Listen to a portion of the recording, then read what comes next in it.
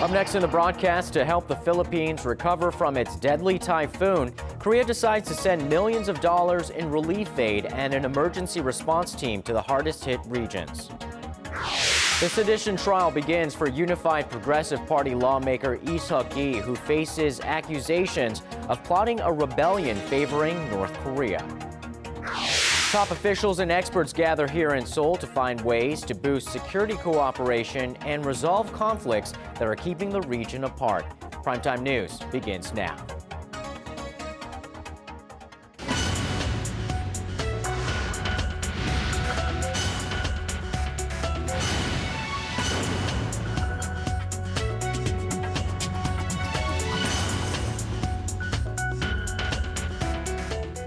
Good evening and welcome to Primetime News. It's Tuesday, November 12th here in Korea. Live from Seoul, I'm Yoo Ji-hye. And I'm Sean Lim. Thank you so much for joining us. We begin this evening with the ongoing aftermath in the Philippines from Typhoon Haiyan. Well, the president of the island nation has declared a state of national calamity. Relief efforts continue, with Korea extending a helping hand. A foreign affairs correspondent, Hwang Sung-hee, has the details. Korea is rushing to help with recovery efforts in the Philippines and has decided to send $5 million in humanitarian aid to assist the typhoon-torn country. The Korean government will work closely with the Philippine government and provide full support for rescue efforts. The Philippines is not alone. We hope its people will be able to overcome their hardships soon. The decision follows a joint meeting between the government and private sector convened by Seoul's foreign ministry on Tuesday. The assistance will come in the form of cash and relief goods, including food, blankets, and tents, which will be shipped to the region upon the Philippine government's approval. The ministry has also dispatched an emergency response team composed of government officials and rescue workers to the hardest-hit area of Tacloban to support relief efforts there. The Korea NGO Council for Overseas Development Cooperation has also said it will offer $1 million in aid to the Philippines. Such private efforts to assist the typhoon-ravaged country will continue through fundraising campaigns. Super Typhoon Haiyan slammed the central Philippines with strong winds and heavy rain on Friday, and the death toll is estimated to have exceeded 10,000. Haiyan made landfall in northern Vietnam and the southern part of China on Monday, with 6 people reportedly killed in the Gwanggsi-dong Autonomous Region of China. Hwang Sung-hee, Arirang News. Over now to the high-profile trial of a lawmaker accused of conspiring against his state. The Unified Progressive Party lawmaker Lee Seok-gi faced his first day in court on this Tuesday. He denied all charges against him, but prosecutors say he led an underground organization that plotted a rebellion against the South Korean government. Our Eugene Ju has the details.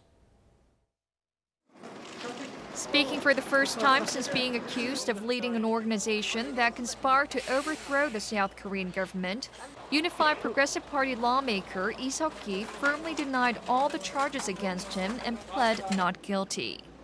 In his first day in court on Tuesday, Lee emphasized that he never received any orders from North Korea, nor ever met with a North Korean spy. He refuted prosecutors' claims that he had plotted an uprising in the event of a North Korean attack against South Korea, saying that he was actually concerned about possible scenarios following a U.S.-led invasion of North Korea. Lee, in 10 minutes of testimony, added that he had lectured at a meeting in May on what would happen to South Korean society should Washington launch an attack on North Korea and how the Korean peninsula could set up a peaceful system in its aftermath. Prosecutors, meanwhile, defined the group Lee allegedly led, called the Revolutionary Organization, as an underground group that aims to overturn South Korea's democratic order and praises former North Korean leader Kim Il-sung's political ideology. They accused Lee and RO members for plotting detailed attacks on major South Korean government facilities in the event of a military provocation by the North. In response, Lee's defense team said the organization doesn't even exist as its members' organizational system and activities are unclear. His lawyers went on to say that parts of a tape recording that purportedly has RO members plotting such attacks have been distorted while being transcribed. The trial is set to resume on Thursday afternoon. Ojin-ju, Arirang News. And now we turn to an international forum underway here in Korea that aims to achieve greater security cooperation in the Asia-Pacific region. Top military officials and experts from 21 nations and 4 international organizations are here in the capital for the 2013 Seoul Defense Dialogue. And our Han Da-eun was there on the second day of the conference. While the Asia-Pacific region boasts a high level of economic interdependence, its cooperation in the security sector lags behind, clouded by unresolved territorial disputes and historical conflicts. To overcome the so-called Asia paradox, officials and experts from across the region held marathon discussions on Tuesday at an annual defense dialogue hosted by South Korea's Defense Ministry. The 3-day vice-ministerial level meeting, the second of its kind, aims to bring regional neighbors closer together to further boost multilateral security cooperation. Participants kicked things off by seeking ways to maintain peace in the region. We should start from discussing soft issues. South Korea is taking initiative by proposing a Northeast Asia peace and cooperation mechanism. The role of Asia-Pacific countries in global non-proliferation efforts was also at the top of the agenda. One panel discussion stressed the importance of keeping tabs on North Korea's nuclear and chemical threats. North Korea is an outlier in all of these conventions. They're the only nation to withdraw from the NPT. They have not signed the Chemical Weapons Convention, and as Mr. Weber said, they have a huge stockpile, 4 times, maybe 4 times larger than Syria's. The panel also actively discussed the role of the military in cybersecurity. Sharing cases of recent cyber attacks, members laid out pragmatic methods to strengthen cooperation between the private sector, the government, and the military in cyber defense operations. On the sidelines of the defense dialogue, Korean Vice Defense Minister Baek Sung-ju and Japan's Administrative Vice Minister of Defense Masanori Nishi will hold a bilateral meeting Wednesday. Extra attention is being focused on whether the two sides will touch upon sensitive issues at hand, such as Japan's push for collective self-defense. Han Da-eun, Arirang News.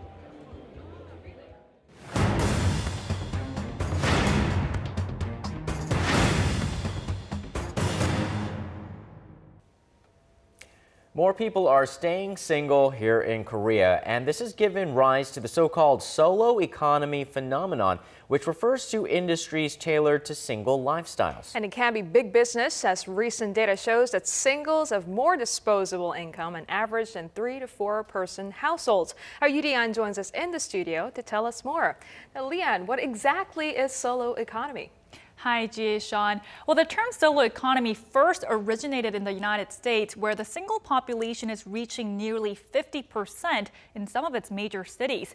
Basically, it's a term coined to describe the rise in things like food, real estate, and home appliances, specifically targeting single dwellers. But first, just how many Koreans are living alone? Let's take a look at this graph over here, which shows the changing composition of households here in Seoul. So the number of single households is showing a consistent rise.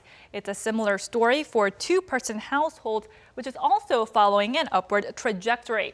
Now, when looking at the 3-person households, the figure actually fell from 57% back in 2005 to around 53% as of last year. So single households, as you can see down here, made up nearly a quarter of all households here in Seoul last year and are expected to rise to a third of all households by 2030.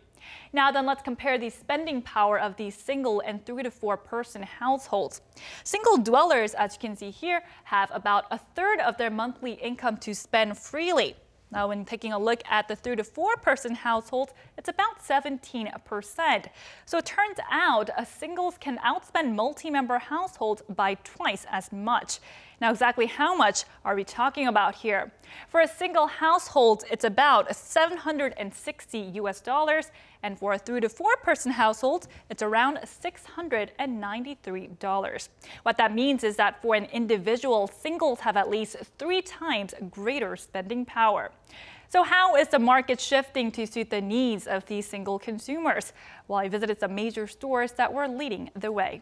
Take a look.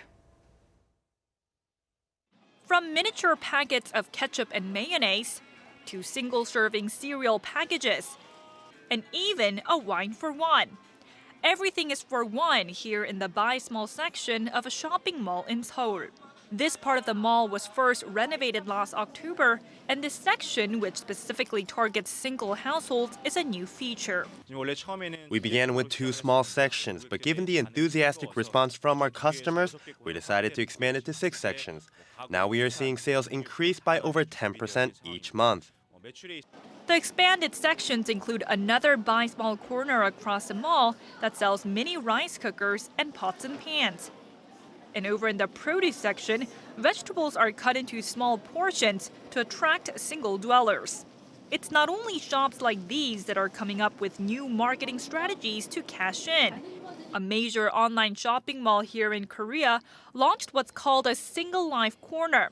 The online mall offers an even wider variety of items that better targets the specific needs of single consumers.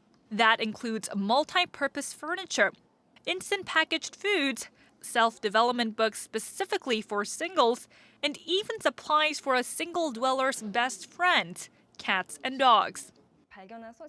We realized that there are 3 main shopping trends amongst singles: space-saving items, reasonable prices, and a chic design. We try to place items based on those trends. And because singles want their shopping experience to be hassle-free, we're also planning to expand our mobile shopping function to attract even more single customers. Restaurants are also jumping on the bandwagon to get more single dwellers to open up their wallets. While eating alone is still an uncommon sight here in Korea, it's different here, where up to 30% of their customers come alone. This restaurant caters to single diners by offering individual portions of steak and veggies and some rice on the side. It's a fast food steakhouse that allows single diners to come and go with a full stomach. From malls both on and offline to now restaurants, Korea is seeing the emergence of a solo economy that suits the increasing number of consumers that are choosing to stay single. So we have a new market segment that's growing in economic power, but how does this play out down the line? Well, you're right. The emergence of a new group of consumers with greater spending power is definitely good news for the economy. But put the spending aspect aside, and the rise of single households is still another problem all on its own. Take a look. As more people in their 20s and 30s struggle because of high unemployment rates and the rising costs of housing and education, they are deciding to delay getting married and having children, or are giving up altogether. This will, in the long term, reduce the country's economic power. So she says, while we could definitely hold out hope that the rise of single households will fuel the economy, we should not forget about the potential negative social factors that could also arise. All right, Leon, thank you very much for reporting on the rising number of single households in the country. No problem.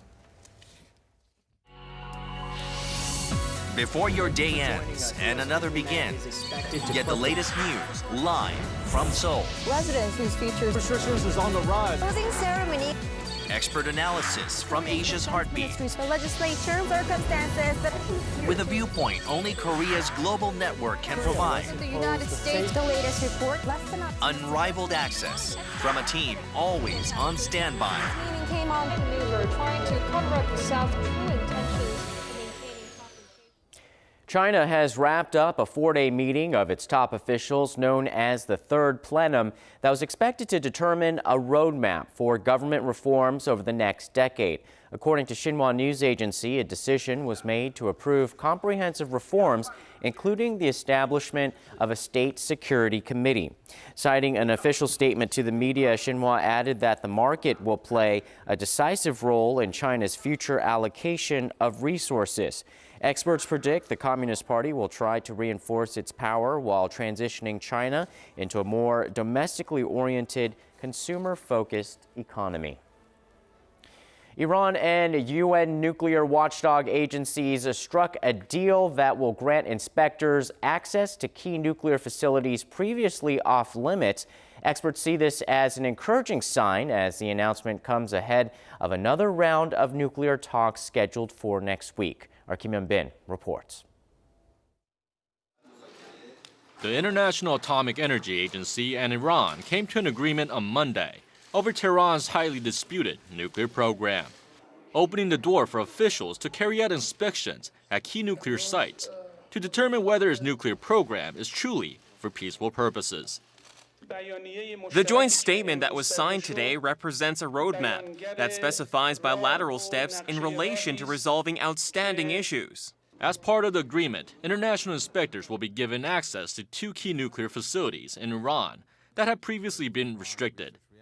Iran also agreed to provide information on future research reactors and on 16 sites designated for nuclear power plant construction.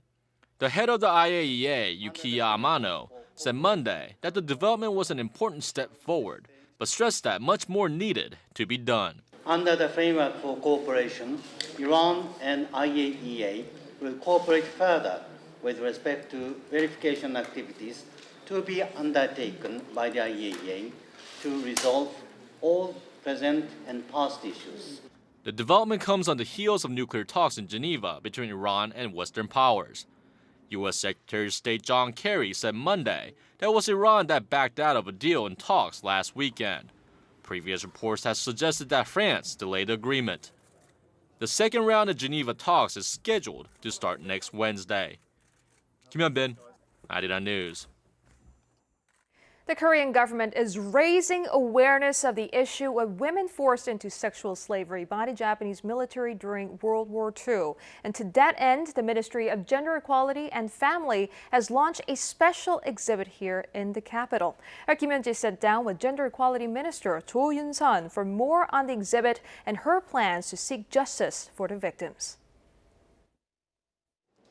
The Ministry of Gender Equality and Family on Tuesday launched a special exhibit devoted to raising awareness about women forced into prostitution by the Japanese military during World War II. The exhibit includes testimony from victims and evidence that so-called military comfort stations, where the women were incarcerated, did exist. What did you have in mind when launching this special exhibit?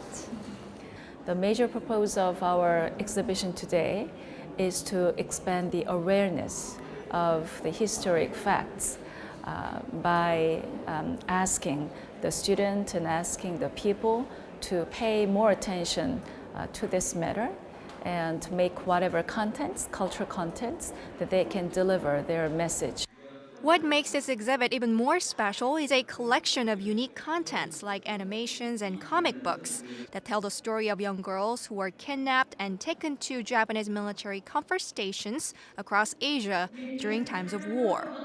One of Minister Cho's priorities includes preserving the stories and historical facts from the victims in various forms of content, so that they are easily accessible to web users and young people. Japanese politicians, including Prime Minister Shinzo Abe, but they still deny that these women were forced into sexual slavery and they continue to dodge their responsibility towards them.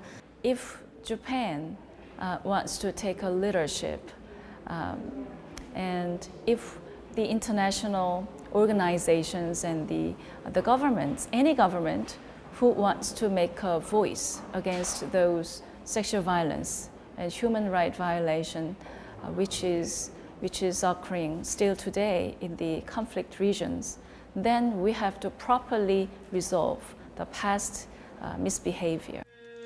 Minister Cho, who has met half of Korea's surviving victims in person, said Japan's denials are deeply disappointing to the victims, for some to the point of death. She plans to meet all surviving victims in person. I was so sad to hear that in last August, 2 of the remaining comfort women passed away. And when I attended the funeral of one of the lady, and I was told by her stepson, I remember, that when she watched TV and saw the reports that the Japanese politicians made a denial speech regarding those comfort women issues. And she was so sad and disappointed, and she refused to eat or drink after that until she passed away. Minister Cho said she and the ministry will do all they can to bring about an official apology so that the victims can finally, after all this time, have their dignity restored. The exhibit will run through the end of January in Seoul. Kim Hyun-ji, Arirang News. After more than 2 years of construction, the long-awaited Seoul branch of the National Museum of Modern and Contemporary Art Korea finally opened its doors with a grand opening ceremony on Tuesday. Our cultural correspondent Park Ji-won reports.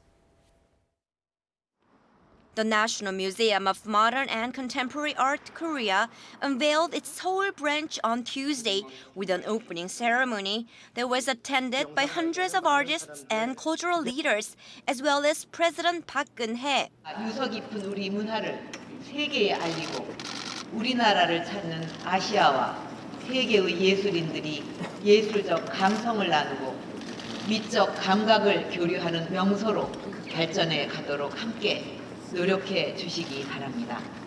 The museum is the third branch of the National Museum of Modern and Contemporary Art, following the main branch in Gwacheon and another branch in Royal Deoksugung Palace.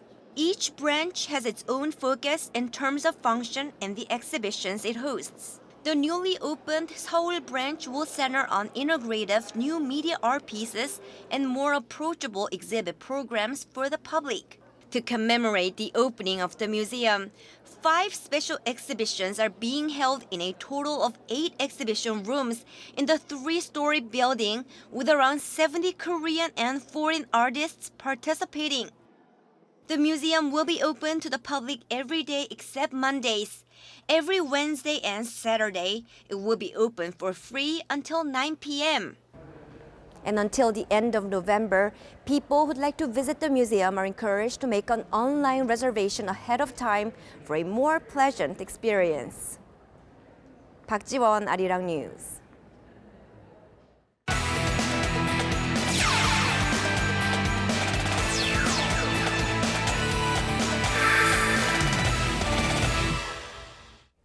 Yoo Hyun-jin's spectacular first year in the majors put him on the short list for Rookie of the Year honors. And Stephen Che joins us now to tell us if the balloting fell in his favor. Stephen.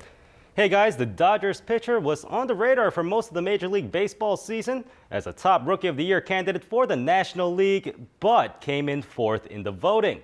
The Baseball Writers Association of America released its results, with 10 of its members selecting Ryu for 3rd place. The 10 points he earned placed him 4th in the overall vote. The 26-year-old lefty finished the year at 14-8 with a 3 ERA in 192 innings of work in 30 games started.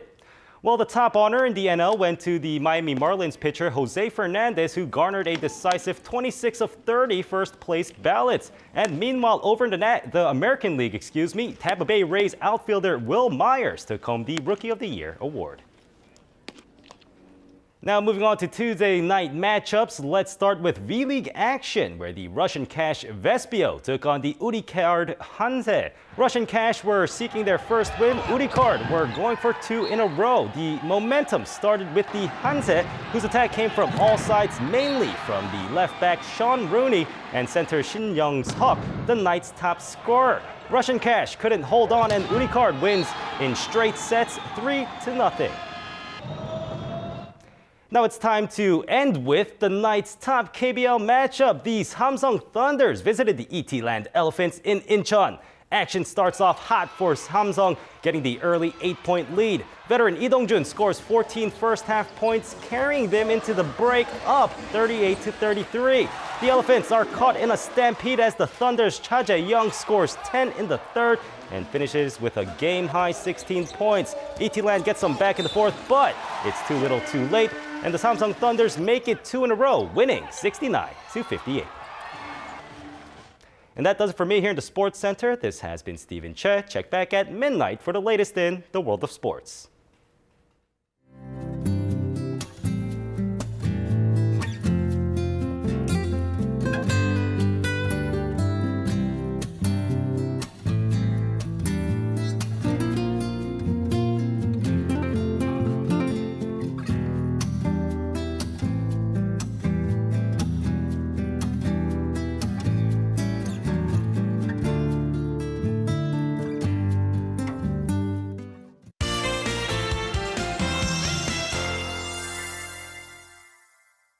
With today being the coldest day of the season so far, I noticed a growing number of people walking around with their thick winter coats and mufflers. Right, let's find out what's in store for us tomorrow by turning things over to our Kim Bo-kyung at the Weather Center. Bo-kyung. Good evening, Sean and Chi-hye. It looks like the temperatures will rise to seasonal averages starting tomorrow afternoon. First, taking a look at the satellite map. Today, the air was brisk with clear skies throughout the country due to a high pressure system from China. Tomorrow morning is shaping up to be another cold one with the numbers forecast to dip below 0 degrees in most parts of the country. So make sure to bundle up when heading out. However, we will return to our seasonal averages starting tomorrow afternoon. Also, keep in mind that the air should continue to be dry in some parts of the central and east coast regions. Taking a look at tomorrow's readings, Seoul starts off the day at 0 degrees with a high of 11. Meanwhile, Daegu and Busan should make it to 14. Moving on, Jeju's morning low reaches 9 degrees before hitting 13 in the afternoon. Meanwhile, Dokdo and Mount Kumgang top out at 9 and 3 degrees respectively. Well, that's all I have for you this hour. Enjoy the rest of your evening, and I'll be back with more updates after midnight. Thanks, Bo-kyung, and that's our broadcast on this Tuesday night. I'm Yoo Ji-hye in Seoul. And I'm Sean Lim. Thanks for watching. We'll see you soon.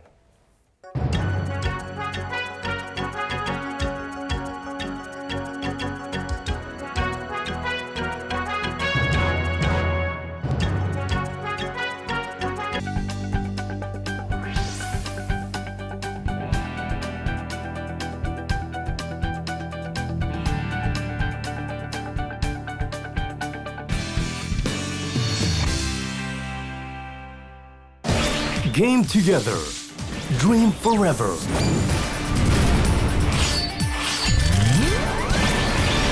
Global Game Exhibition G-Star 2013. Global Game Exhibition G-Star 2013. Expo Busan, November 14th to 17th. New game releases, smart games, board games and other cultural events for the entire family. A new chapter in the history of games, G-Star. Check out G-Star Conference and other events in the program. G-Star 2013, Global Game Exhibition. Hi, my name is Alina. People are so busy these days. Can modern people live without their smartphones, mobile phones, and earphones? As a city dweller, I always yearn to travel. Here is how I envision my dream of traveling.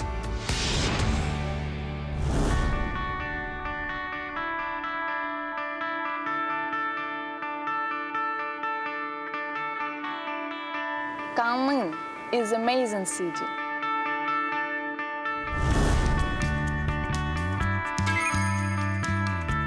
A place where time stands still.